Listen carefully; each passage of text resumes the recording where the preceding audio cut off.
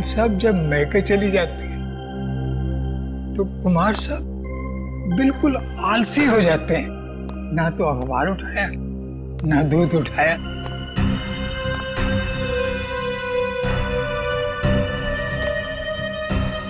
ये ली।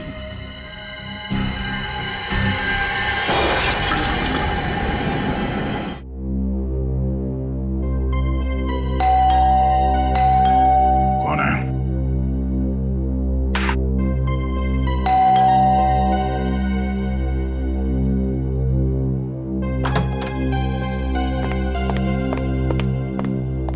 अरे फ्रेडी, सुबह सुबह यहाँ पे क्या बात? अरे ठीक तो परेशान लग रहे हो। आप बहुत लकी हो सर। तो ये तुम्हारी परेशानी है? अच्छा हुआ आपने शादी नहीं की, बल्कि मैं कहता हूं किसी ने भी शादी नहीं करनी चाहिए। ओह, तो लड्डू खा के पछता रहे हो आप? बीवी से तू मैं करके आ रहे हो यहाँ पे? हाँ, तू मैं? अरे सर मेरे घर में सिर्फ मैं चलती है। क्या हुआ? क्या एग्जैक्टली?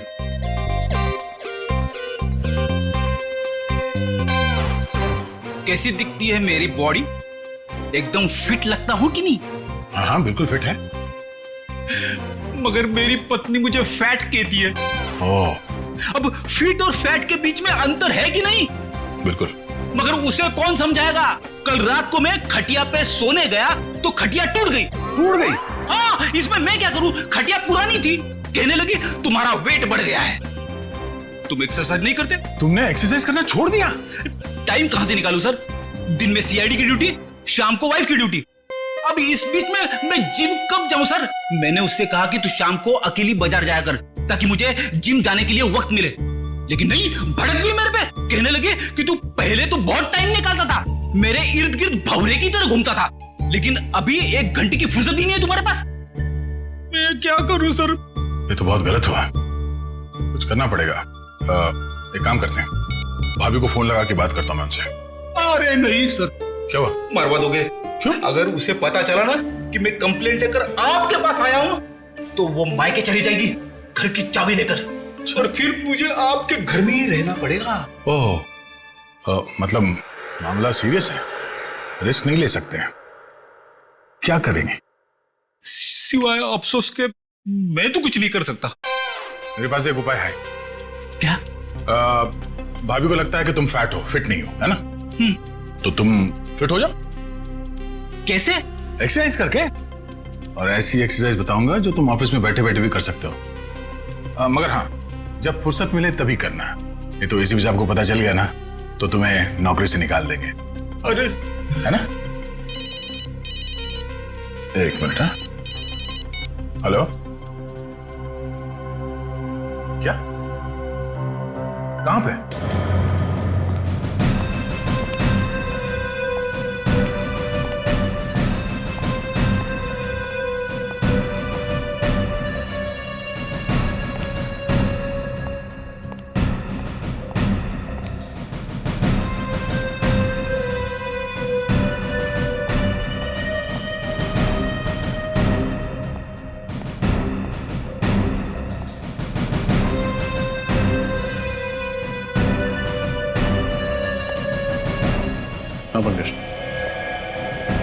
इस बेचारे के बारे में सोच रहा हूँ सर। जिस कैंची से इसने अपने बाल कटाए उसी से अपने प्राण गंवाए। सर मुझे तो बाल कटाने में डर लग रहा है। सर एक और एक बात है, यहाँ पे इसके गले पे पाउडर जैसा कुछ लगा हुआ है।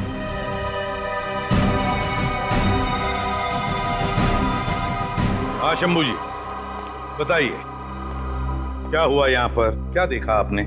साहब रोज मॉर्निंग वॉक पे जाया करते थे और आते वक्त हमेशा दरवाजे पे लगा हुआ अखबार उठा लेते थे। आज सुबह जब मैं काम पर आया तो मैंने देखा अखबार वैसे ही दरवाजे पे लगा हुआ है। तो मैंने सोचा कि साहब सो रहे होंगे, तो मैं फिर उनके लिए चाय बनाकर जब उनके रूम में जाने लगा तो मैंने देखा। ऐसा क्या हुआ होगा दोनों के बीच में जो नाई ने कुमार जी को ऐसा मार डाला?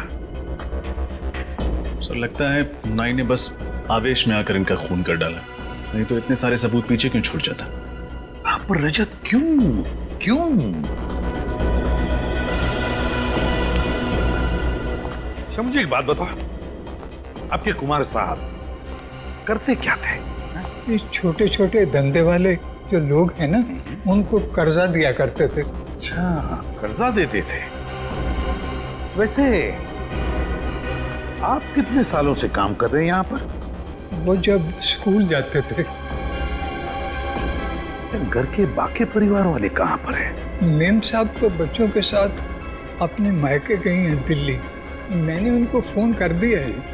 एक बात बताओ, क्या कुमार जी अपने बाल घर पर ही कटवाते थे? मतलब पहली बार उन्होंने घर में बाल कटवाए? इतनी रात गए? हाँ जी। इस घर की एक एक चीज को अच्छी तरह से देखो, एक एक सबूत उठाओ और फोरेंसिक लैब भेज दो। रजत, कुमार जी के नाई का पता लगाओ और उठाओ उसे। कुमार के नाई को बुलवा लिया? हाँ सर, इसका नाम सुंदर है और पिछले 4 सालों से कुमार के बाल यही काट रहा था। ये सुंदर, ये कुमार तुमसे ही बाल कटवाते थे? जी सर, 4 साल पहले जब मैंने अपनी दुकान की शुरुआत की थी, तब से ही कुमार जी सिर्फ मुझसे ही बाल कटवाते थे और लगभग हर महीने 5 तारीख को वो दुकान पर आ जाते थे। अच्छा, जब कुमार जी का खून हुआ तो आप कहाँ थे? सर, मैं अपने दोस्तों के साथ 10 से 12:30 के शो के लिए गुड मूवी हॉल में सिनेमा देखने गया था। आप चाहें तो मेरे दोस्तों से ही पूछ सकते हैं। उसकी जरूरत नहीं पड़ेगी। पूर्वी, गुड मूवी हॉल का सीसीटीवी फुटेज चेक करो, देखो क्या सुंदर सच बोल रहा है या पिक्चर के बीच में जाकर कहीं आया तो नहीं। पंकज, जब तक फुटेज चेक नहीं होता चाय कॉफी पिलाओ इसे। हैं? एक बात समझ में नहीं आ रही, जो आदमी, मेरा मतलब है कुमार, हर महीने के 5 तारीख को ही बाल कटवाता था, उसी रात, मौत की रात 11 बजे ही बाल कटवाने की उसे क्या जरूरत पड़ी? सर, ये भी पता चला है कि बैंड्रा में एक आदमी का खून हो गया है और उसे भी कुमार की तरह मारा गया। उसकी लाश को फॉरेंसिक लेके आ रहे हैं सर। 2 खून एक तरीके से, कहीं दोनों खूनों में कोई संबंध तो नहीं? विजीत, अब तो ये साणुंख ही बताएगा क्या संबंध है इन दोनों खून में। हाँ साणुंख, उस सलून किलर के बारे में क्या पता चला? बॉस, खूनी बहुत ही पेशेवर हेयर स्टाइलिस्ट है। उसके हाथों में हुनर है अच्छे बाल काटने का। साणुंखे साहब, क्राइम सीन पर जो सारी चीजें मिली थी, कपड़े, कैंची, बाल, उनसे कुछ और पता चला? कुछ खास नहीं रजत। खूनी इतना होशियार है कि उसने जरा भी, बिल्कुल भी अपनी उंगलियों का निशान नहीं छोड़ा कहीं भी। यहां तक कि कैंची पर भी अपना कोई उंगलियों का निशान नहीं छोड़ा। लेकिन एक खास बात है बॉस जो पता चली है। वो क्या? बॉस, याद है इन दोनों के गले पर हमें पाउडर मिला था। सालू के साथ बाल काटने के बाद हेयर ड्रेसर गले पे पाउडर लगाता ही है। हाँ, लेकिन ये एक लाइट ग्रे कलर का पाउडर था और इनफैक्ट तो बॉस ये पाउडर था ही नहीं। साणुंख, पाउडर नहीं है तो फिर क्या है? सब वो राख है, वो भी इंसान के अस्थियों की राख। क्या राख? इंसान की अस्थियों की राख? हाँ बॉस, और 2 अलग अलग आदमियों की राख। और उस राख का डीएनए करने से पता चला कि जिन लोगों की राख है वो आपस में रिश्तेदार थे। दोनों आदमी थे, इसलिए रिश्ते में वो दोनों या तो भाई भाई थे या फिर बाप बेटा। भाई भाई या बाप बेटे? मतलब ये खूनी जिस कैंची से बाल काटता है उसी कैंची से खून करता है उन लोगों का और फिर उनके गले पर इंसान की अस्थि की राख लगाता है। बड़ी अजीब बात है ये। हेलो, क्या? कहां हुआ ये? उसके हाथ में बंदूक थी, कैंची थी। अब वहीं रुकिए, हमें भी पहुंचता है। क्या हुआ सर? कहीं कोई ऐसी लाश तो नहीं मिली? अभी तक तो नहीं सर। एक औरत का फोन था, किसी आदमी ने पार्किंग लॉट से उसके हस्बैंड को अगवा कर लिया। उसके हाथों में कैंची थी। अगवा करने वाले के हाथ में कैंची थी? कैंची?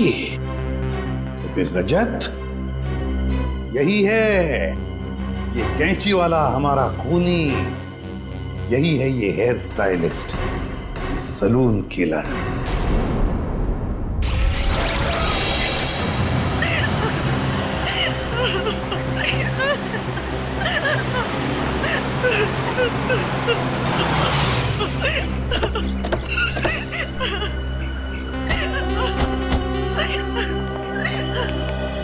आपने सीआईडी ब्यूरो पे फोन किया था मैडम? हाँ सर, मैंने ही फोन किया था सर। वो लोग मेरे पति को ले गए सर। मेरे पति को बचा लीजिए सर, बचा लीजिए मेरे पति को। एक मिनट मैडम, शांत हो जाइए। आप ठीक से बताइए हुआ क्या, कौन ले गया आपके पति को? मुझे नहीं पता सर, मैंने उसे पहली बार देखा था। उसने अपने मुंह पर रुमाल बांध रखा था। मेरे पति जैसे ही गाड़ी से निकले, पता नहीं कहां से वो सामने आ गया और मेरे पति के मुंह पर रुमाल रखकर उन्हें बेहोश कर दिया।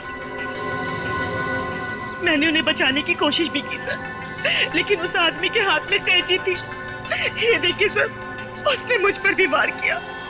सो मैं डर गई और उसने मेरे बेहोश पति को गाड़ी में बिठाकर पता नहीं कहां ले गया। सर, मेरे पति को बचा लीजिए सर, बचा लीजिए सर मेरे पति को। एक मिनट।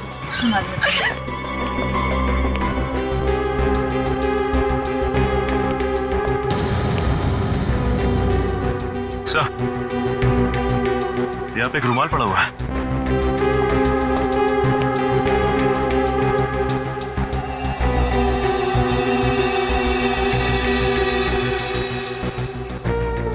मैम, क्या ये कपड़ा इस्तेमाल किया गया था आपको पति को बेहोश करने के लिए? हाँ सर, ये वही कपड़ा है।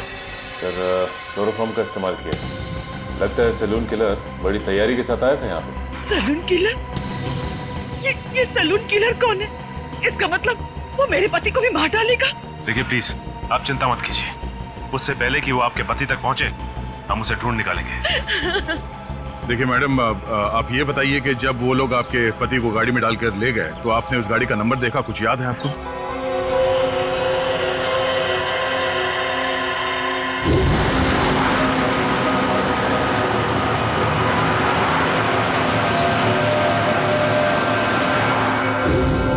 नहीं सर, नंबर प्लेट पे तो काला रंग लगा हुआ था, लेकिन गाड़ी के पीछे साइड पे कांच पे एक स्टिकर चिपका था जिसमें Q1 लिखा था। Q1?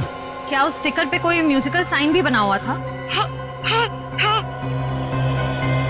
श्रेया, तुम इस Q1 के बारे में कुछ जानती हो? हाँ सर, Q1 एक दुकान है जहाँ गाड़ियों के म्यूजिक सिस्टम्स बेचे जाते हैं।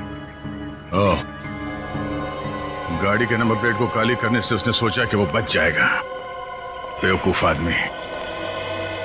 Q1 music.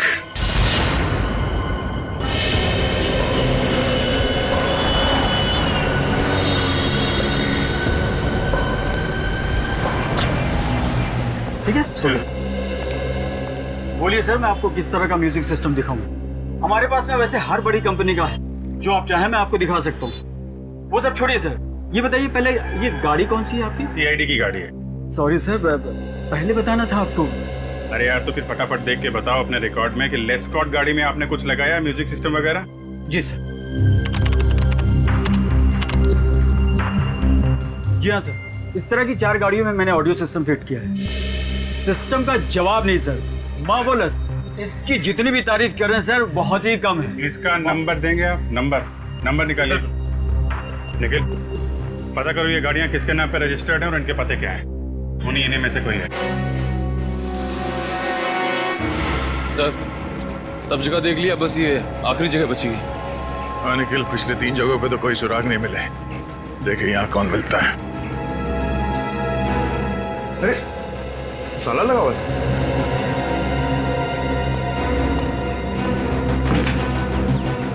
क्या बात है सर?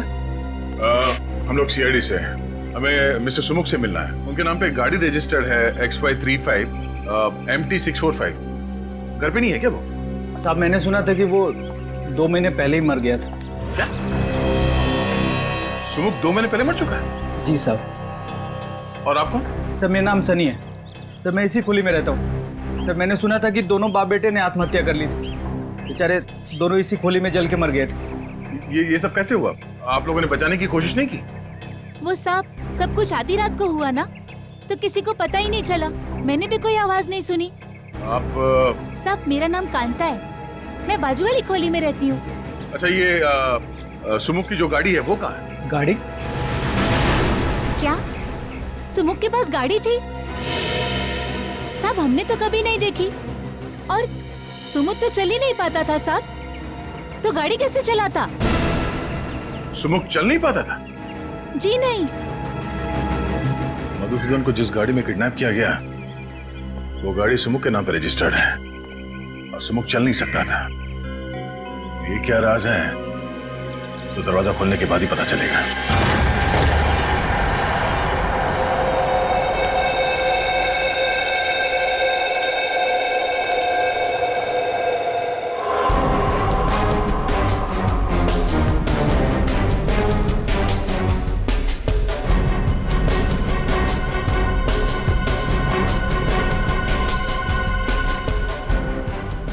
दो लोग जलकर आत्महत्या कर लेते हैं। जब तक दोनों जलकर पूरी तरह से राख नहीं हो जाते, यहाँ पड़ोसियों को कुछ पता तक नहीं चलता। बड़ी अजीब बात है। मतलब सर, आपको शक है कि सुमुख और उसके पिता ने आत्महत्या नहीं की, उन दोनों को किसी ने जला के मारा था और अब कोई उनकी मौत का बदला ले रहा है? हाँ, और वो आदमी सुमुख का कोई करीबी दोस्त हो सकता है या फिर उसके पिता का कोई करीबी रिश्तेदार। लेकिन एक बात है। वो कैसे? डॉक्टर सालुंके ने हमें बताया था कि मिस्टर कुमार के गले पे जो राख मिली थी वो दो अलग अलग लोगों के थे और दोनों रिश्तेदार थे। तो हो सकता है कि दोनों बाप बेटे हो।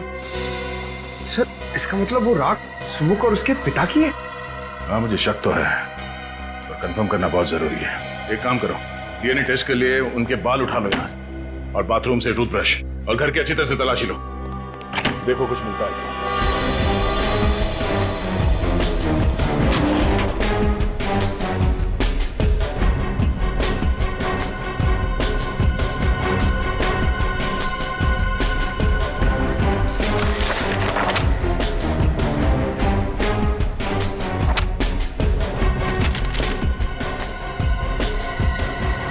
सर, ये एनवलप मिला अंदर से।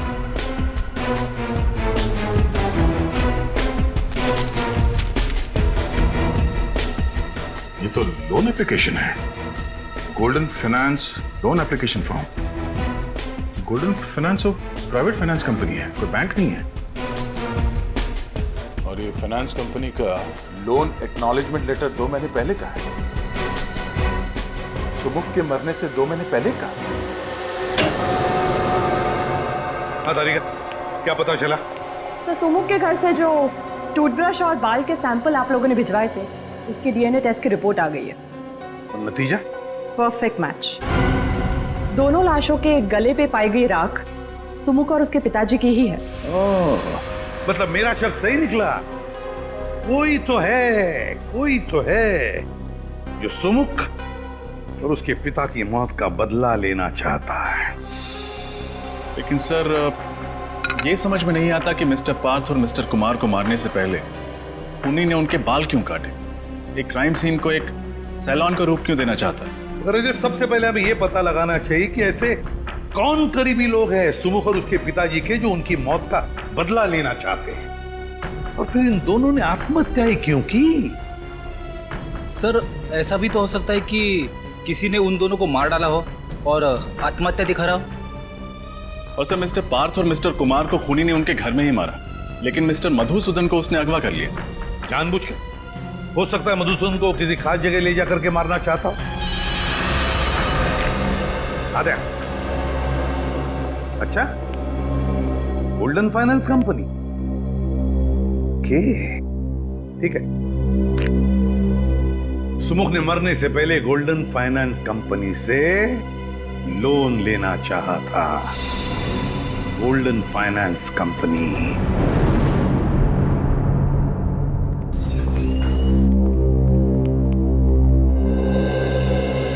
Hello sir, welcome to golden finance. कहिए, मैं आपकी क्या मदद कर सकती हूँ?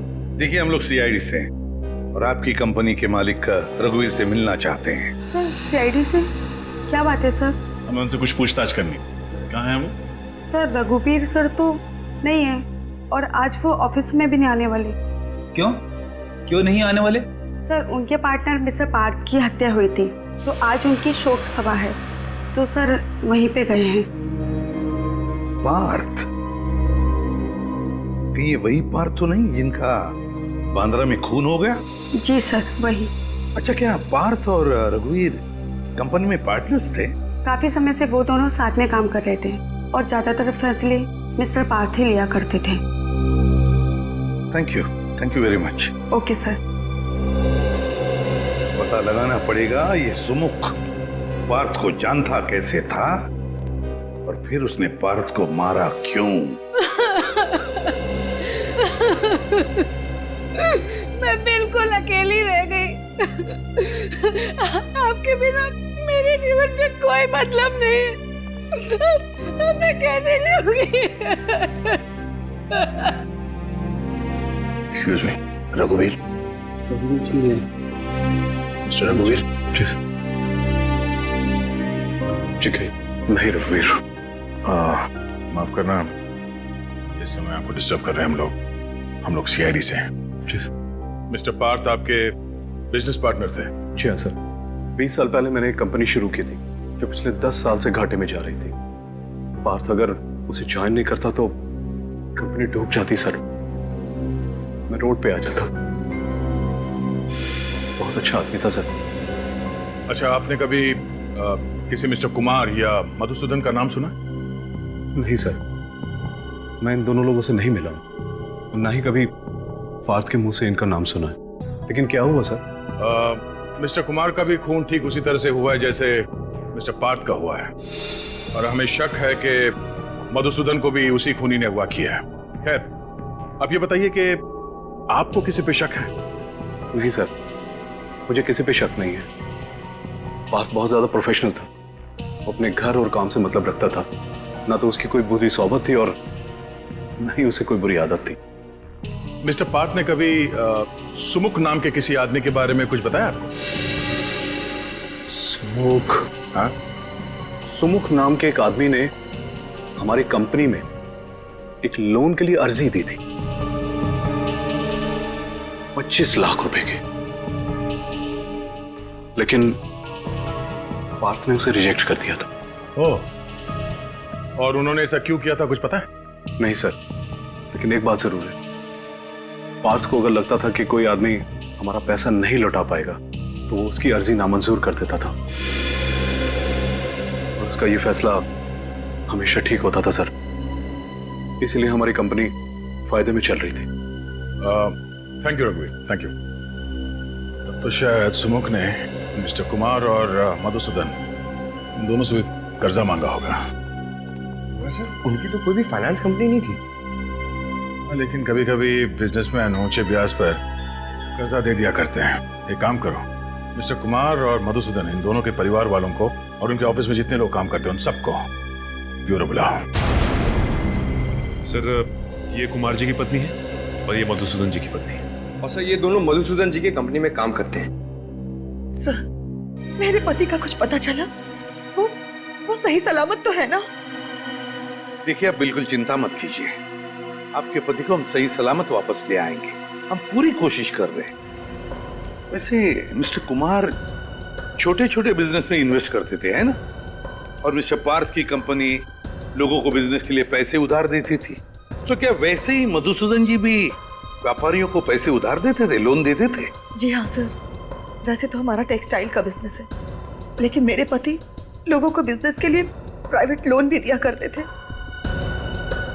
आप लोग मधुसूदन जी के ऑफिस में काम करते हैं, जरा याद करके बताइए, कोई सुमुख नाम का आदमी आया था क्या उनसे लोन मांगने के लिए? हाँ सर, 3 महीने पहले मिस्टर सुमुख की लोन एप्लीकेशन आई थी। लेकिन सर ने उसे लोन देने के लिए मना कर दिया था।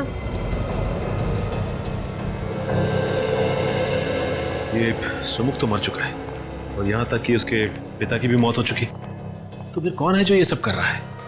कोई ऐसा आदमी जो सुमुख और उसके पिता की मौत का बदला लेना चाहता है, करीबी रिश्तेदार या दोस्त। हाँ अभिजीत, पता लगाना ही पड़ेगा इनके रिश्तेदार और दोस्तों के बारे में, पता लगाना ही पड़ेगा। शोभा जी, तो आप मालकिन इस स्टॉल की? होई साहिब, गरीब और मुसीबत के मारे लोगों की मदद करती हूँ, उनको खोली भाड़े पे देती हूँ। वो Sahib social service. Social service? Social service करते करते यहाँ पे रहने वाले लोगों की पहचान पत्र की कॉपी नहीं लेती आप? हाँ? राशन कार्ड वगैरह कुछ नहीं मिला हमें यहाँ से, जिससे सुमुख और उसके पिताजी के बारे में कोई जानकारी मिल सके। अरे साहिब, सब गरीब लोगों के पास किधर होता है पहचान पत्र? आपके पास उनका कोई फोटोग्राफ है? नहीं साहिब, सुमुख और उसके पिताजी 4 महीने पहले आए थे। साहिब, उसका लड़का विकलांग था, ठीक से चल भी नहीं पाता था। मैंने तो उसको खोली देके उसकी मदद की। साहिब, वो बाप बेटा दोनों जलकर मर गए। अरे उसके बाद पुलिस का कितना लफड़ा झेला मैंने। अच्छा, आप लोग यहीं पे रहते हैं? किसी को तो इस खोली में आते जाते देखा होगा? नहीं। और आपने? सर मैं तो यहाँ 3 महीने पहले ही रहने आया हूँ। मुझे तो कुछ भी मालूम नहीं है। साहिब, ये सच बोलता है, ये तो अभी रहने को आया है। वो दोनों बाप बेटा ना किसी से बात नहीं करते थे, कोई रिश्तेदार दोस्त कोई उनको मिलने नहीं आता था। अच्छा, आप लोगों ने कभी उन्हें बात करते हुए सुना या फिर किसी का नाम का जिक्र करते हुए सुना? याद करिए।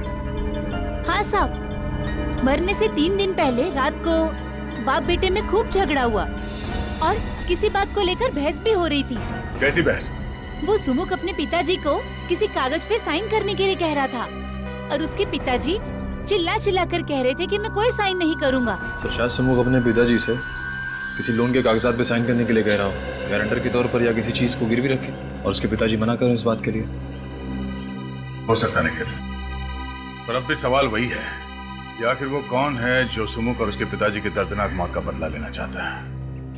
ये सलून किलर आखिर है कौन? ये कैसे हो सकता है अभिजीत?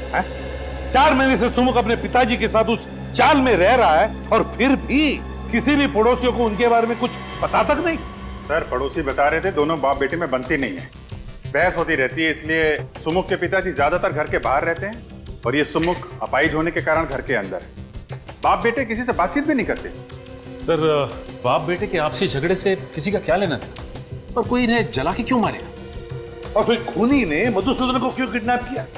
और अगर किडनैप किया भी है तो छुपा के कहां रखा होगा? हेलो जी हाँ, कहाँ पे?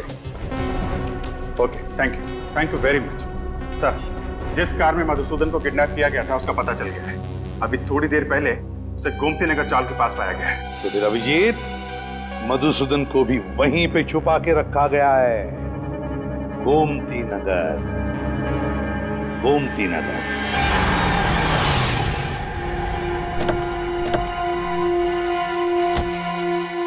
यहां से हमें पैदल ही जाना होगा, लेकिन सावधान रहना, खूनी कभी भी कोई भी हरकत कर सकता है।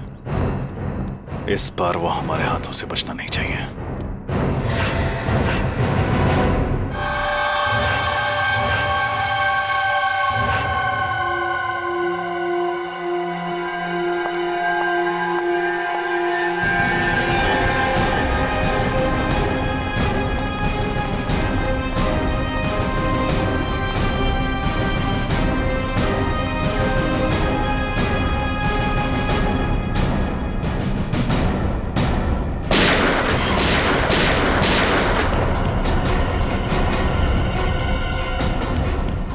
पंकज, तुम में से किसी ने गोली चलाई? नहीं सर, मैंने तो गोली नहीं चलाई। नहीं सर, मैंने नहीं चलाई। तब तो ये जरूर उसे खूनी का काम होगा। जिस दिशा से गोली की आवाज आई उधर आ जाओ।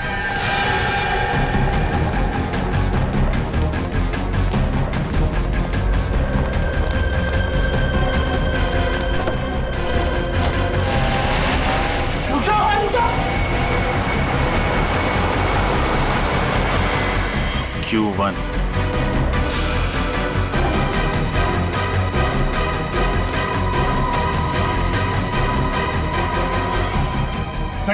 जिंदा है, इसे संभालो।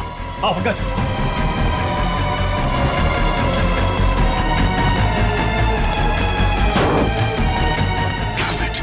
खूनी को पता चल गया था कि हम यहाँ पहुंच चुके हैं। वापस चलो।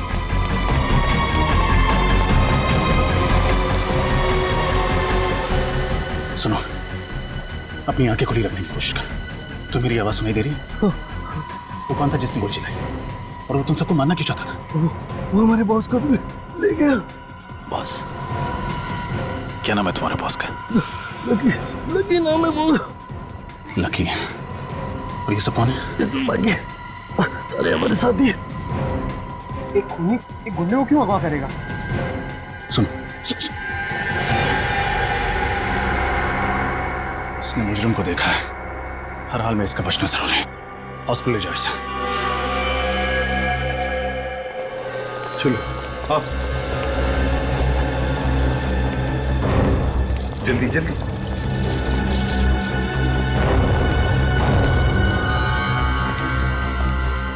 आप लोग यहीं ठहरिए, इसका ऑपरेशन करना होगा। देखिए डॉक्टर साहब, इस आदमी के बयान पर 2 लोगों की जान दांव पर लगी है। 2 लोगों की जान? मैं कुछ समझा नहीं। डॉक्टर साहब, हम एक खूनी को ढूंढ रहे हैं। उसने 2 खून किए और 2 लोगों को पकड़ के रखा है, और उसके बारे में सिर्फ यही बता सकता है, अभी यही। देखिए, उसको होश ऑपरेशन के बाद ही आएगा। वो बहुत बह चुका है, मैं आपसे कोई वादा नहीं कर सकता। हाँ, मैं अपनी तरफ से पूरी कोशिश करूंगा। कोई तो रास्ता होगा जिससे थोड़ी देर के लिए तो होश में आ सकता है। प्लीज डॉक्टर साहब, ऑपरेशन में वक्त लगेगा और इसे होश में पता नहीं कब आएगा। उन 2 लोगों की जान बचाने के लिए 1-1 मिनट कीमती है। अगर ऐसा है तो एक रास्ता है, हम इसे होश में ला सकते हैं। क्या? मैं इसको एड्रेनालाइन का इंजेक्शन देता हूँ। नर्स, जल्दी जाओ। उसको देने के बाद इसको तुरंत होश आ जाएगा, लेकिन उसका असर कुछ देर तक रहेगा। लेकिन उसके बाद इसे फौरन ऑपरेशन थिएटर ले जाना होगा, और मैं आपको 1 सेकंड भी नहीं दे सकता उसका। ठीक है।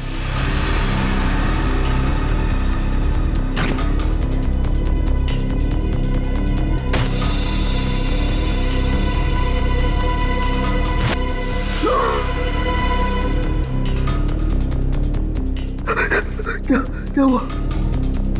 मैं कहाँ हूँ? चौल में किसी ने तुम पर गोली चलाई थी। कौन था वो आदमी? सुमुख का भूत लकी भाई को उठा ले गया। सुमुख का भूत? हाँ, लकी भाई ने उसे मार दिया था। अब वापस आ गया। ये बेहोश हो गया है, इसको ऑपरेशन के लिए ले जाना होगा। चलो।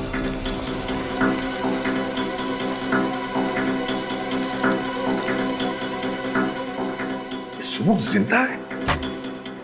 उसी की तो राख मिली थी ना कुमार और पार्थ के गले में, तो फिर ये सुमुख जिंदा कैसे हो सकता है? अगर सुमुख जिंदा है तो वो राख थी किसकी, और इस वक्त सुमुख कहाँ है? इसका जवाब तो वो अकाउंटेंट देगा। लकी का सबसे विश्वासु अकाउंटेंट। उठाओ उस अकाउंटेंट को।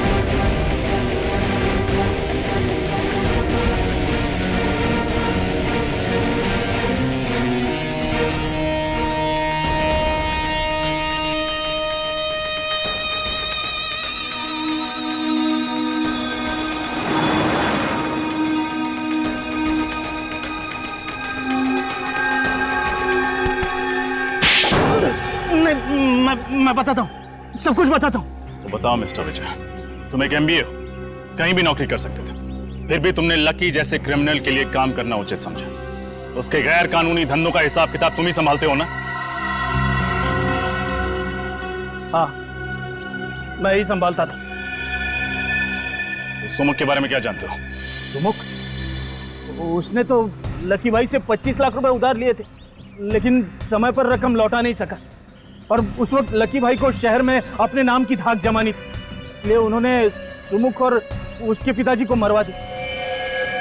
लेकिन आप सुमुख के बारे में क्यों पूछ रहे? वो तो एक छोटी सी मक्खी। जिसे तुम एक छोटी सी मक्खी कह रहे हो, उसने लकी को अगवा किया, उसके सारे आदमियों को मरवा दिया। एक अपाहिज ने तुम्हारे लकी भाई को खत्म कर दिया, समझे तुम? अपाहिज? कौन है अपाहिज? सुमुख तो अपाहिज नहीं था। क्या? सुमुख अपाहिज नहीं था? नहीं, लेकिन चौल में सबने बताया था कि वो अपाहिज था। नामुमकिन है। जब वो लकी भाई से उधार मांगने के लिए आया था तब मैं वहां पर मौजूद था। किस लिए मांगने आया था वो पैसे? वो नई दुकान खोलना चाहता था और अपने पिताजी के लिए नया घर लेना चाहता था, लेकिन वो अपने पैरों पे चलकर वहां पर आया था और अपने पैरों पर ही वहां से गया। सर फिर है कौन जो नकली सुमुख बन के घूम रहा है? जबकि असली सुमुख अपाहिज था और अपने पिताजी के साथ जल के मर चुका है। कौन ये बहरूपिया? अच्छा, तुम्हारे पास उस आदमी का पता है जो लकी से पैसे मांगने आया था? हाँ।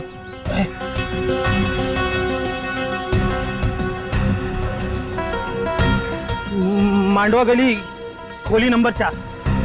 मांडवा गली खोली नंबर 4। ये तो वही चौल है जहां पे हम लोग जाके आ चुके हैं। ये वही जगह है जहां लकी ने अपने गुंडों को भेजा था सुमुख और उसके पिताजी को जला के मार डालने के लिए। एक मिनट, मेरे पास उस नई जगह का भी पता है। सुमुख ने दुकान बनाने के लिए इस जगह को भाड़े पे लिया था। 12 मयूर चौक, नविहार लेन। नविहार लेन, उसकी दुकान चलते हैं। बहुत कर ली उसने दुकानदारी। तुम पागल हो गए हो क्या? ये क्या बेवजगी है? देखो मुझे जाने दो, मैंने तुम्हारी मदद की हो, तुमने मुझे जबरदस्ती बांध के रखा हुआ है। देखो देखो, सारा किया धरा इस लड़की का है। तुम्हारे बाबा को मैंने नहीं मारा है, तुम्हारे बाबा को इसने मारा है। क्या बकवास कर रहा मधुसूदन? हाँ, जब इसने बचा हुआ पैसा नहीं दिया तो तेरे कहने पे मैंने इसके पिता को मारा और इल्जाम मुझ पर लगा रहा तू। देखो मुझे जाने दो, तुम्हें जितना पैसा चाहिए मैं दूंगा। मैं सच कहता हूँ, ब्याज भी नहीं लूंगा, सच कह रहा हूँ। क्या हुआ लकी? बोलती बंद ना। सर मेरा नाम सनी है सर, मैं इसी खुली में रहता हूँ। हाँ? और आप? Mister Madhusudan, textile industrialist. कितनी उम्मीद लेकर आया था ना मैं तुम्हारे पास। मैं तो बस एक छोटा सा सैलून खोलना चाहता था। अरे भीख मांगने नहीं आता तुम्हारे पास, उधार मांगने आया था। पूरे कागजात नहीं थे मेरे पास बैंक से लोन लेने के लिए।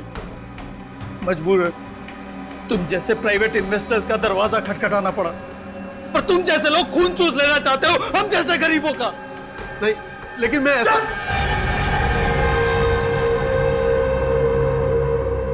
लकी भाई, एक किस्त देने में देर कर देने पर कोई किसी के बाबा और उसके निर्दोष बेटे को चलाकर मार सकता है क्या? हाँ? गलती है, माफ कर दो प्लीज। अब मैं माफी मांग रहा हूँ। इसके बहकावे में आ गया था मैं, इसके मधुसूदन के, इसीलिए मैंने किया था। लेकिन सुनो, मुझे एक बात समझ में नहीं आई। मैंने तुम्हें और तुम्हारे पिता को जलाकर मार डाला था, तुम जिंदा कैसे बचे?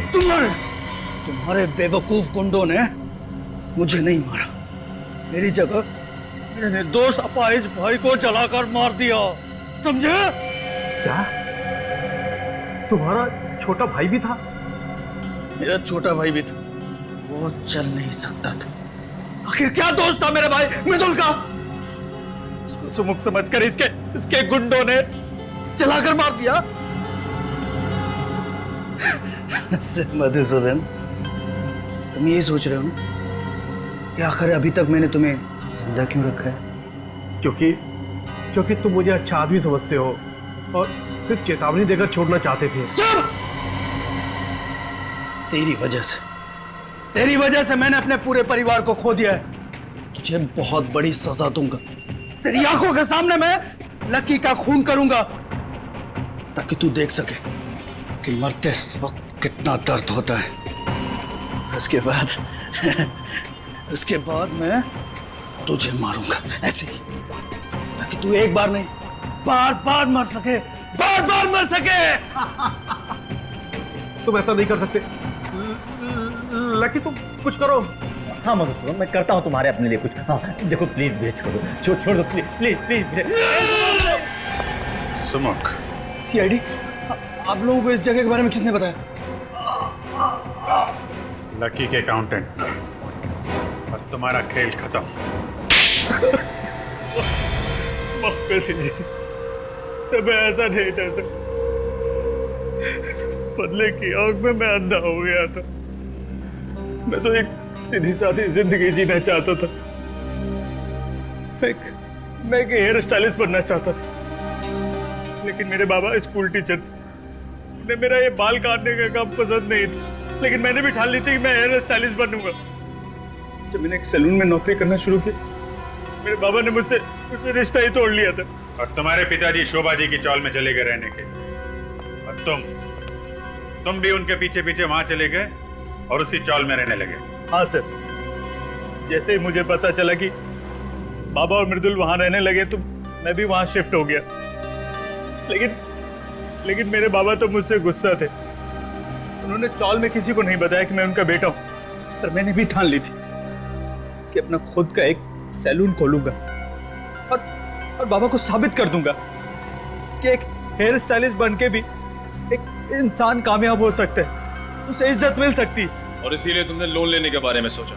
हाँ हाँ सर, पर फिर भी मुझे बैंक से लोन नहीं मिल पाया। एक बार मैंने कोशिश भी की, बाबा को गारंटर के तौर पर लोन के कागजात पर साइन कराने के लिए कहा, लेकिन मेरी उनसे बहस हो गई। ये बात कांता ताई ने भी सुनी थी। पार्थ और कुमार, उन लोगों ने भी मुझे कर्जा देने से मना कर दिया था सर। और आखिर में सलून खोलने के लिए तुमने लकी से पैसे उधार लिए, क्यों? हाँ सर, और मेरा सैलून ठीक ठाक चलने भी लगा था, बस एक किस्त देने में देर कर दी थी। लकी ने अपने गुंडे बेचकर मेरे बाबा और मेरे छोटे अपाहिज भाई को जलाकर मार दिया था।